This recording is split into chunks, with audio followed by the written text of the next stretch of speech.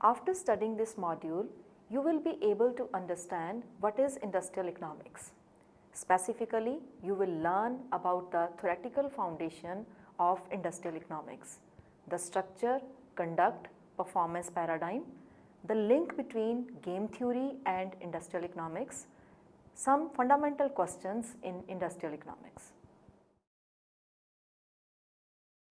Industrial economics, also popularly known as industrial organization, is concerned with working of market and industries, especially the way in which firms compete with each other. Industrial economics is considered a separate subject and is distinct from microeconomics because it emphasizes the study of firm strategies, price competition, product positioning, advertising, R&D, etc.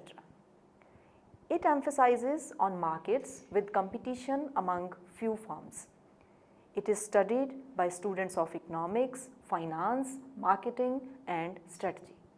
Industrial economics has evolved from a niche area in economics to an independent discipline because it is the first economic discipline to incorporate developments in game theory during 1960s and 1970s. The analysis of imperfectly competitive markets is inherently important and interesting. In the next few sections, we will discuss the theoretical foundation of industrial economics, the structural conduct performance paradigm, game theory and industrial economics, and some fundamental questions that form the core of industrial economics. Now let us discuss about the theoretical foundation. Adam Smith was the first to understand the high price associated with monopolies in the wealth of nations in 1776. It was only in 1890 that formal models of monopoly and competition were developed with the publication of Alfred Marshall's Principle of Economics. Although perfect competition and monopoly provide the two extremes of market structure, most real markets have few firms, differentiated products and limited information available to producers and the consumers, that is a sort of asymmetric information. Chamberlain in 1933 and Robinson in 1933 developed some models of imperfect competition to explain these real world phenomena. Chamberlain's model of monopolistic competition filled the gap between perfect competition and monopoly and had elements of both these types of market structure. There are no barriers to entry. The market has a large number of competitors who sell differentiated products and each firm faces a downward sloping demand curve. The major drawback of the model was the lack of strategic interaction amongst the large number of competitors. Strategic interaction is critical in oligopoly, which is again imperfectly competitive market, where the action of one firm affects the behavior and profits of all other firms.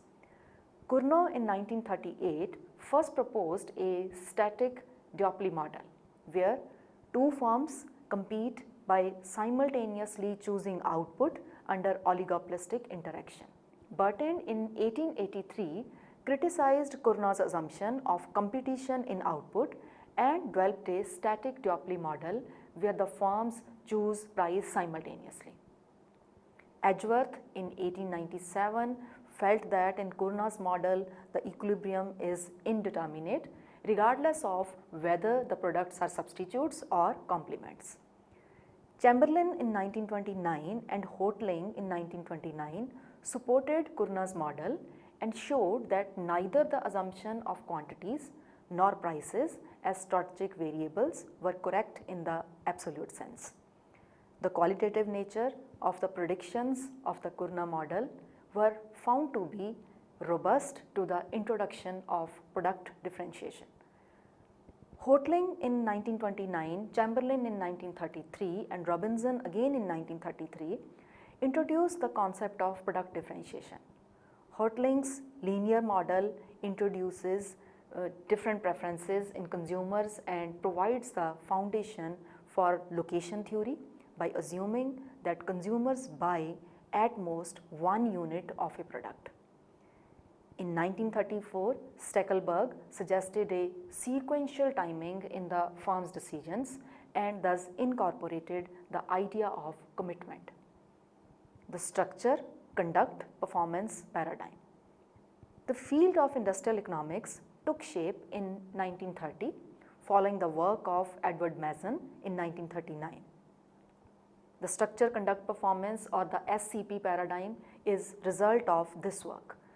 Mason wanted to develop a model that would allow an assessment of the economic performance of the real world market. He used the theory and institutional framework in a way that was applicable to real markets. This led to the development of a taxonomy of fundamental market attributes under the general categories of basic conditions, structure, conduct and performance. You can see this in figure 1. Demand and supply conditions in the market are referred to as the basic conditions. The supply side includes raw materials, nature of technology, business attitude and unionization. While the demand side includes price elasticity, substitutes and cyclical and seasonal nature of demand. Market structure describes characteristics of market that are different from perfect competition. These include the number of sellers and buyers, the degree of entry and exit barriers, product differentiation, the level of integration in the firm and cost structures. Market conduct focuses on the key choice variables of firms including price, product, advertising, research and innovation and legal tactics. It is important in industrial economics to evaluate whether a firm performs well from society's point of view. The elements of market performance include productive and allocative efficiency, progress, full employment that is macroeconomic stability and equity. Equity means that which is fair and just. As a society, we would like firms to refrain from unfair business practices and behave in a socially responsible manner. The SCP paradigm shows that there is a link between market structure, conduct and performance. This is shown in figure 1. A causality runs from structure to conduct and performance. There is also some evidence of a reverse causality from conduct to structure. The SCP paradigm is favored by many scholars because of its empirical applicability. A number of studies were done that looked at the effect of market structure and conduct on industry performance. Many of these studies found positive correlation between concentration and industry profits, which was seen as a sign of efficiency. The results of these studies were used as evidence to enforce antitrust laws in the United States of America in the 1950s and 1960s. In the 1960s, some economists began to question the theory and empirical evidence in support of the SCP paradigm. The superior efficiency hypothesis by Dempsey in 1973 said that markets are dynamic and successful firms with lower cost or better products will earn higher profits and gain a larger share of the market. This will lead to higher concentration and higher profits in industries. So, a positive correlation exists between concentration and profits and is because of superior efficiency of larger corporations. Thus, the causality runs from performance to structure and not from structure to performance as highlighted by the SCP paradigm. These differing hypotheses led to different policy recommendations. The SCP paradigm favored deconcentration policies and the superior efficiency hypothesis did not. In fact, it was against the idea of penalizing successful monopoly firms so that they have enough incentive to innovate and produce more monopoly power, but at the same time still benefit the society. Now let us discuss about game theory and industrial economics. A very important contribution to industrial economics has come from the application of game theory. Game theory is essential for theoretical research in industrial economics because it shows how rational players will behave in a strategic setting, and it provides tools that allow realistic modeling assumptions about the rules of the game, that is market conditions, laws, etc. Game theory developed into an important modeling tool used in oligopoly theory.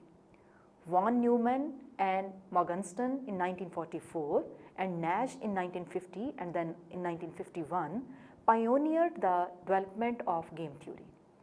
In 1950, John Nash discovered the solution to non-cooperative games, which was termed as Nash equilibrium. The Nash equilibrium identifies the actions that rational players will follow to maximize payoffs. This means that each player must choose the best response to the actions of all other players in the game. Nash equilibrium is reached when all players behave optimally. Once the equilibrium has been attained, the players cannot improve their payoffs by altering their behavior. The Kurna and Bertrand models mentioned earlier represented a Nash equilibrium to an oligopoly game that has a different set of characteristics. In the Kurna model, there are two firms producing a homogeneous product, for example spring water, and they compete by simultaneously choosing the output. In the Bertrand model, the firms compete by setting price instead of output. These models show how a simple change in the rules of the game affects the Nash equilibrium. In the Bertrand model, the price is the perfectly competitive price, and in the Kurna model, it lies between the monopoly and competitive prices. Refinements of the Nash equilibrium solution, like Selton's subgame perfect equilibrium given in 1965 and perfect equilibrium in 1975, Hassani's Bayesian Nash equilibrium in 1967-68, or Krebs and Wilson's sequential equilibrium given in 1982 were essential for analyzing the indeterminacy of prices under oligopoly. Then Friedman in 1971, Oman and Shapley in 1976, Rubinstein in 1979 and Green and Potter in 1984 developed the theory of repeated games, which enabled the study of mechanisms allowing to sustain non-cooperative collusion. Now we can discuss about some fundamental questions in industrial economics. The first question is there a market power? This is a crucial question because if there is no market power, there would be no need to study industrial economics. Over the years, many studies have tried to measure the extent of market power. If we assume that costs are proportional to output, we can get a good estimate of market power from data on prices, output and profit rates. Profit rate is the difference between price and unit cost divided by the unit cost. If PR is equal to profit rate, P is the price and C is the unit cost, PR is equal to P minus C divided by C. Some economists who subscribe to the Chicago school of thought believe that the extent of market power is never significant. This is based on the idea that under conditions of free entry into an industry, if a firm charges a price higher than cost and earn profit, a new firm will find it profitable to enter the market and existing firm's market power will not continue. Other economists believe that market power exists and is very significant in some industries. The second question is, how do firms acquire and retain market power? Market power usually means high profits. So, for any firm that is interested in maximizing its value, it is important to create and maintain market power.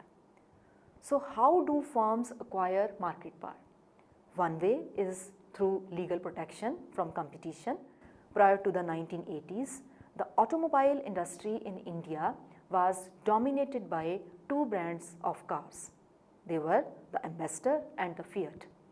The companies making these brands, Hindustan Motors was producing Ambassador and the Premier Automobiles Limited was producing Fiat, enjoyed the legal protection as no other car manufacturer was allowed to enter this market. These companies could raise their prices without attracting any competition. Firm strategy may also play an important role in establishing market power. Once companies acquire market power, they also need to maintain it. Many protected industries get deregulated just like the automobile industry in India. There are many strategies that companies can adopt to maintain their market power, like aggressive price wars and others that establish a reputation for being tough. The third important question is, what does market power imply? Market power implies higher profits and greater firm value for the firm.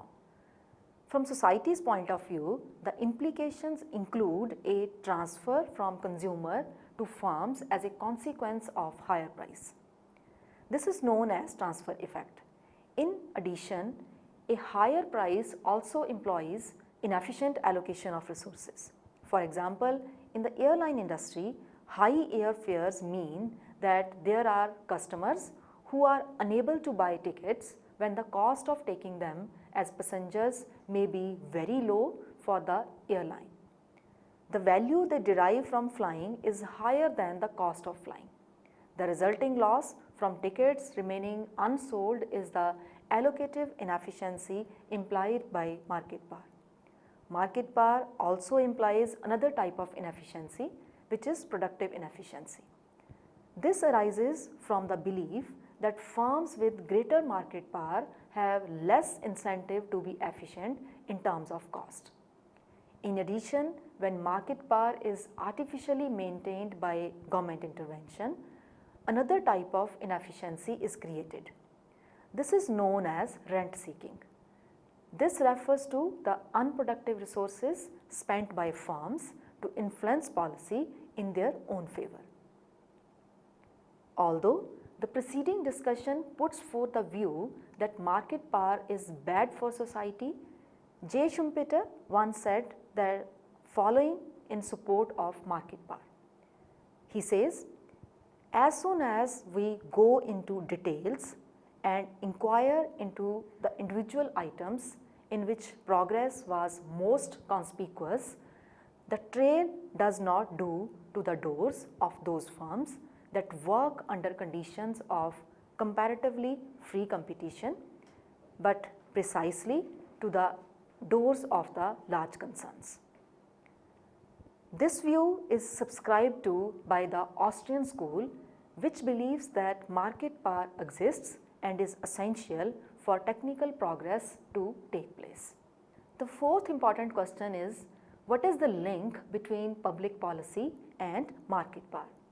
The main role for public policy in industrial economics is to avoid the negative consequences of market power. Public policy for this purpose can take the form of regulation and competition policy. Regulation refers to the situation where a firm with monopoly or close to monopoly powers is overseen by a regulator. Competition policies are meant to promote competition or competitive practices in industries. In addition, some countries have industrial policies that are meant to strengthen the market position of a firm or industry, especially with respect to foreign firms. Now, let us summarize what we have learned from this module. Industrial economics, also popularly known as industrial organization, is concerned with the working of markets and industries, especially the way in which firms compete with each other. Although Perfect competition and monopoly provide the two extremes of the market structure. Most real markets have few firms, differentiated products, and limited information available to producers and consumers. Chamberlain in 1933 and Robinson also in 1933 developed models of imperfect competition to explain these real-world phenomena. Cournot in 1838 was the first to propose a static duopoly model where two firms compete by simultaneously choosing output under oligopolistic interaction. Bertrand in 1883 criticized Cournot's assumption of competition in output and developed a static duopoly model where the firms choose price simultaneously. Hotelling in 1929, Chamberlain in 1933 and Robinson in 1933 introduced the concept of product differentiation. The structure conduct performance or the SCP paradigm is a result of the work done by Edward Mason in 1939. Mason wanted to develop a model that would allow an assessment of the economic performance of real world markets. The SCP paradigm shows that there is a link between market structure, conduct and performance. A very important contribution to industrial economics has come from the application of game theory. Game theory is essential for theoretical research in industrial economics because it shows how rational players will behave in a strategic setting, and it provides tools that allow realistic modeling assumptions about the rules of the game, that is market conditions, laws, etc. In 1950, John Nash discovered the solution to non-cooperative games, which was termed as the Nash equilibrium. The Nash equilibrium identifies the actions and rational players will follow to maximize the payoffs. This means that each player must choose the best response to the actions of all other players in the game. Nash equilibrium is reached when all players behave optimally. Once this equilibrium has been attained, the players cannot improve their payoffs by altering their behavior. Some fundamental questions that industrial economics answers are: is there market power? How do firms acquire and retain this market power? What does market power imply? And what is the link between public policy and the market power?